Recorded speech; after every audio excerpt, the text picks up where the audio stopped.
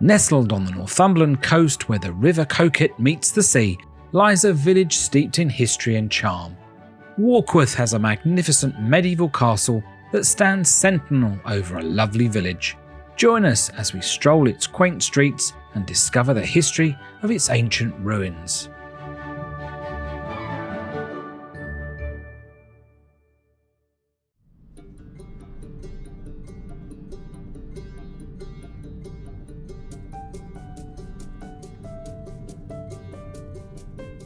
We're just arriving in the charming village of Warkworth, continuing our day trip that in the previous two videos took us to the enchanting Lindisfarne and the majestic Bamborough Castle.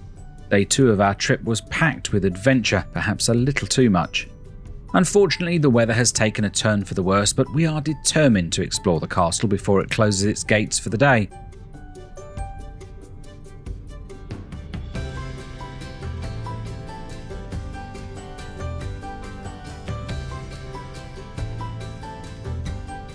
Here it is standing proud at the top of the village's main street, offering us a first glimpse of its grandeur. We'll take a leisurely stroll through the village later to soak up its quaint atmosphere.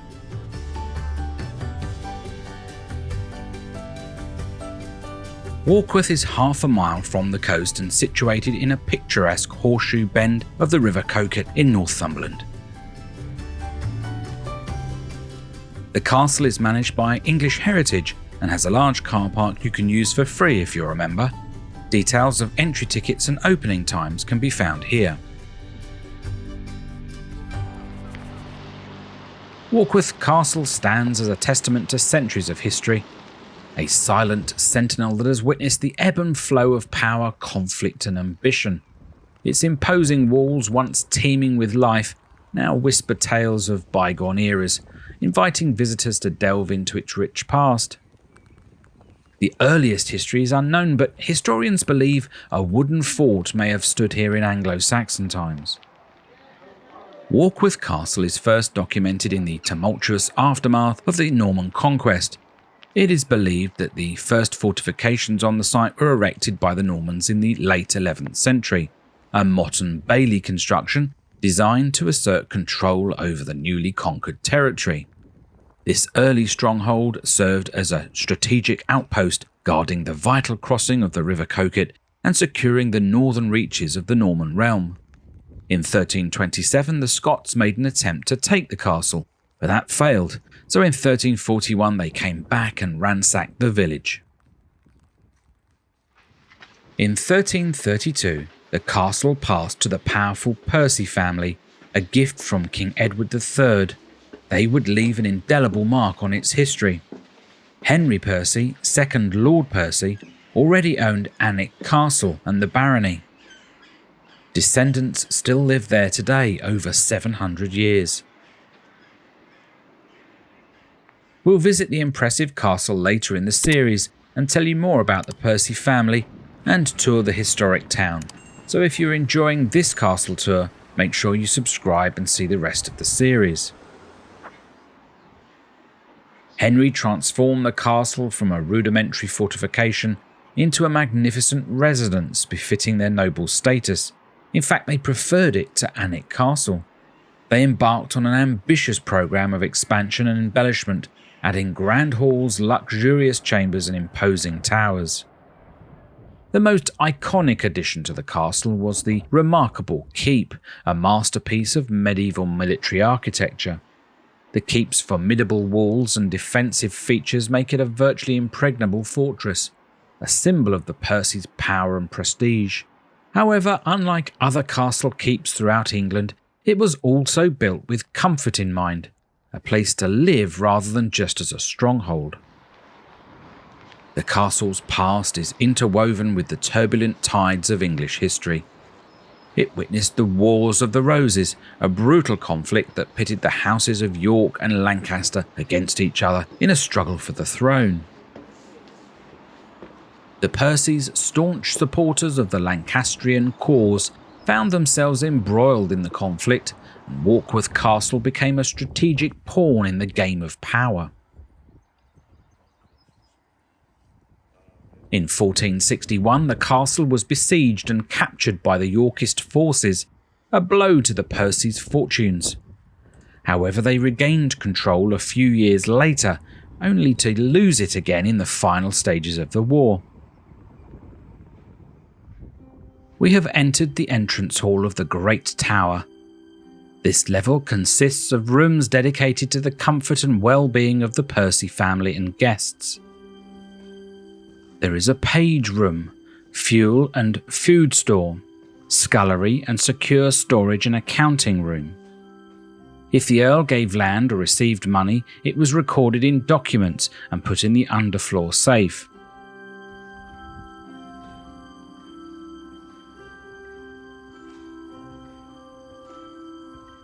Ale and wine were taken to the service rooms via back stairs.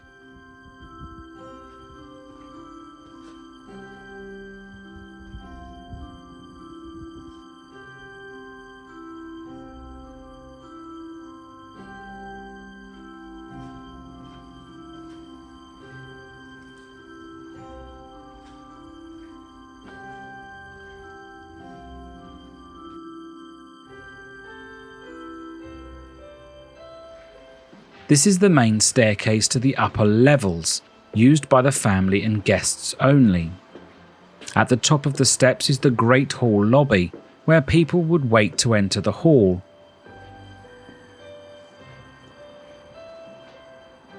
It offers wonderful views out over the inner and outer wards.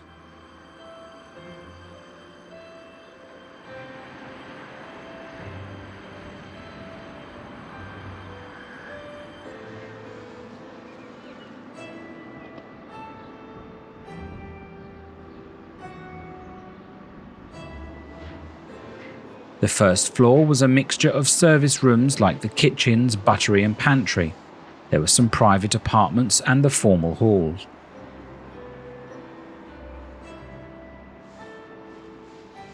The kitchens are huge, with fireplaces that cater for large banquets. Food could be swiftly taken to the Great Hall.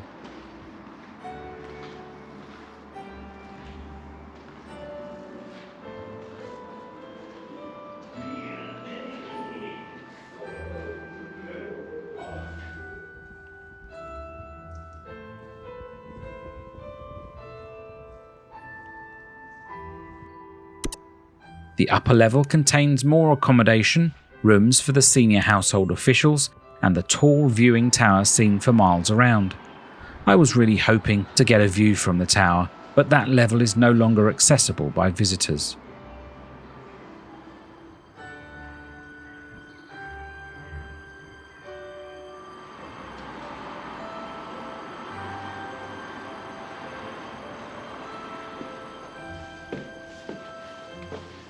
There was a small chapel within the tower, and the priest prepared in the sacristy.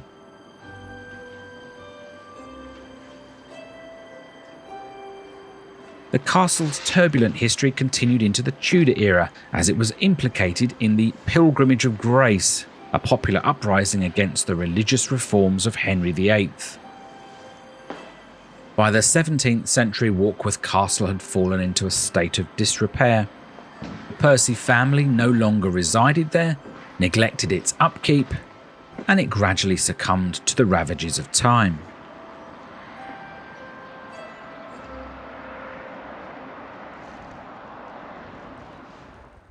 In front of the tower are the remains of the private castle church that cut across the bailey. Possibly meant for the Percy family to rest in peace, the fourth Earl was murdered before it was finished, and in the end it was dismantled. All that remains today is the outline of the foundations and the crypt below.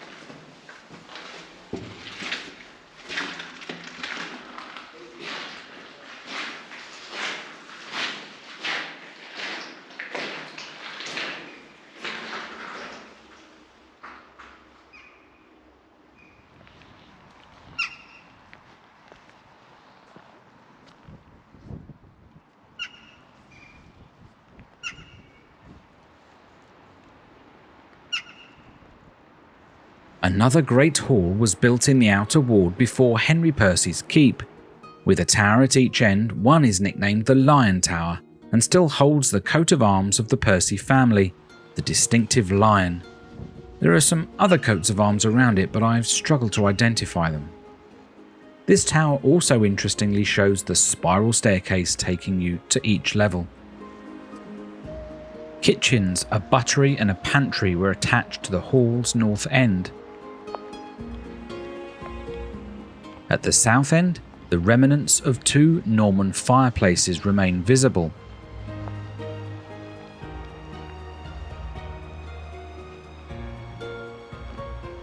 A solar, a withdrawing room, was connected to the south side of the hall.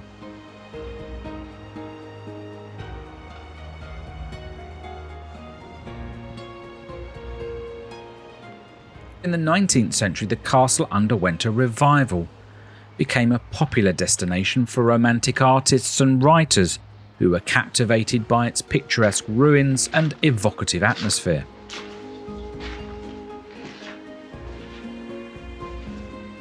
In the 20th century, it was placed under the guardianship of the state, and extensive conservation efforts were undertaken to preserve its historic fabric. Today it stands as a magnificent monument to England's medieval past, a place where visitors can step back in time and immerse themselves in the grandeur and drama of its history.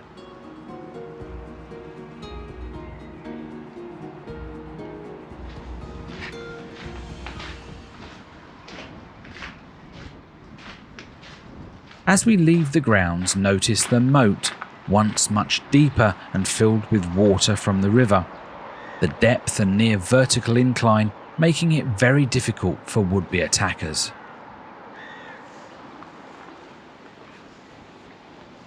Near the castle on the banks of the River Coquet lies the Hermitage, also attributed to Henry Percy. Although closed to the public at present, it's visible via a riverside walk. A small boat normally takes you over to visit. Unfortunately, the rain and time constraints prevented us from seeing it. The Hermitage was never inhabited by a solitary monk, but rather served a more formal religious function connected to the Percy family and their spiritual aspirations. The castle protects the narrow neck of the River Horseshoe at the southern end of the village. From here, the main street, called Castle Street, leads north to Warkworth Church in Dial Place and Warkworth Bridge at the end of Bridge Street. Let's take a stroll and see some of the lovely stone houses, shops and inns.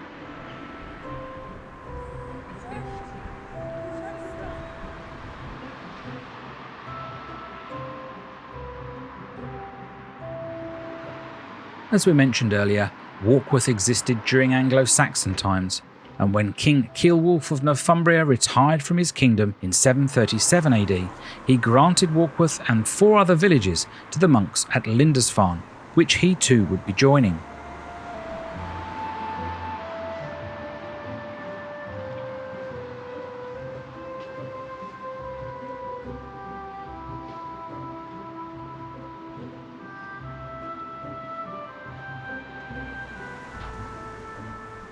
During the medieval period, even though there was confrontation with the Scots, Warkworth flourished, becoming a harbour and market town. It still retains a basic medieval layout, having a defensive bridge together with a gatehouse at the north end of the village, which we'll get to soon.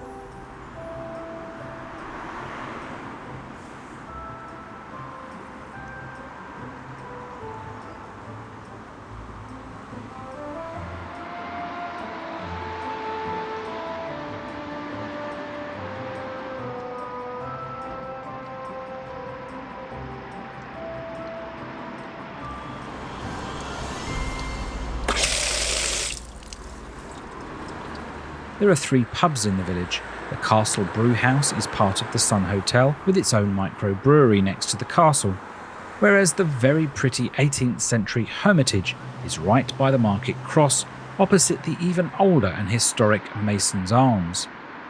On the second day of the 1715 Jacobite Rising, after leaving Rothbury, the Jacobites moved on to Warkworth, where in the marketplace they proclaimed James III as king.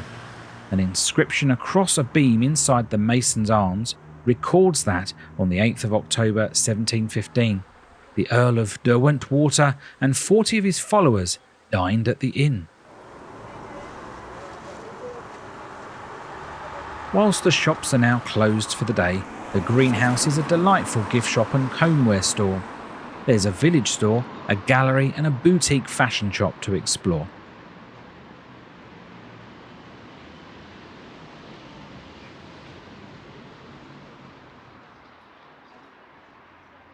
On Dial Place is the substantial Norman structure of the church dedicated to St Lawrence. Construction started in 1132 AD.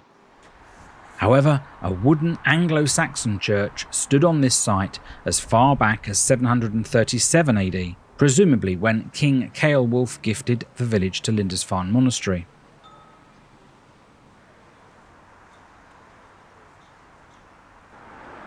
We'll now head down Bridge Street towards the north of the village and the ancient bridge. It's worth noting that crossing the bridge allows you to join a road that will reach the beach in about 18 minutes, just under 1 mile. Sadly, we're exhausted after filming 3 videos today, so we'll pass on showing you.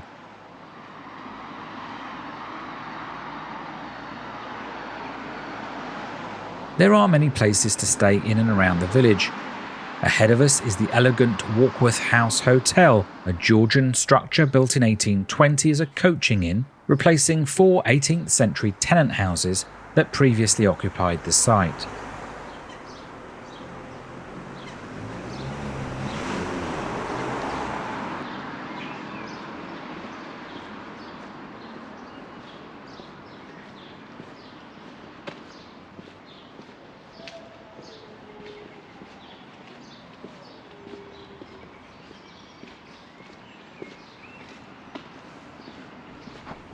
Warkworth Bridge is a wonderful relic of medieval England and stands as a testament to both engineering prowess and strategic foresight.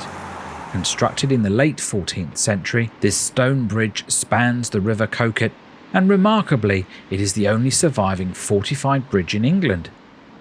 Its fortified tower at the southern end, complete with a guard chamber, served as a crucial checkpoint controlling access to the village and adding a layer of defence.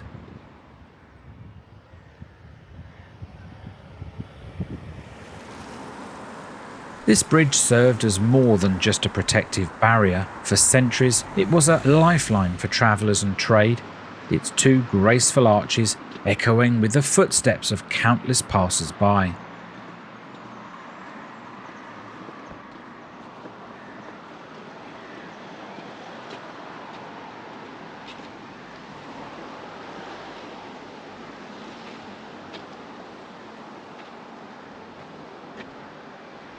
It wasn't until 1965, with the construction of a new bridge, that Warkworth Bridge retired from its role as a vehicular thoroughfare. Today it invites leisurely strolls, offering picturesque views of the river and a tangible connection to the past. The bridge's blend of architectural elegance and military purpose make it a truly unique landmark and a great place to look ahead to next week's video. Chillingham Castle is unlike any other castle in Britain. This former fortress is a living, breathing family home, a unique space brimming with the curiosities and treasures of generations past. In this castle you'll find a captivating blend of the macabre and the marvellous, and of course the infamous ghostly residents adding an extra layer of intrigue to your visit. Come along as we journey through this spine-tingling yet utterly fascinating historical gem in Northumberland. Subscribe now so you don't miss the next episode, and follow us on socials for more photos and information about our travels. See you next time.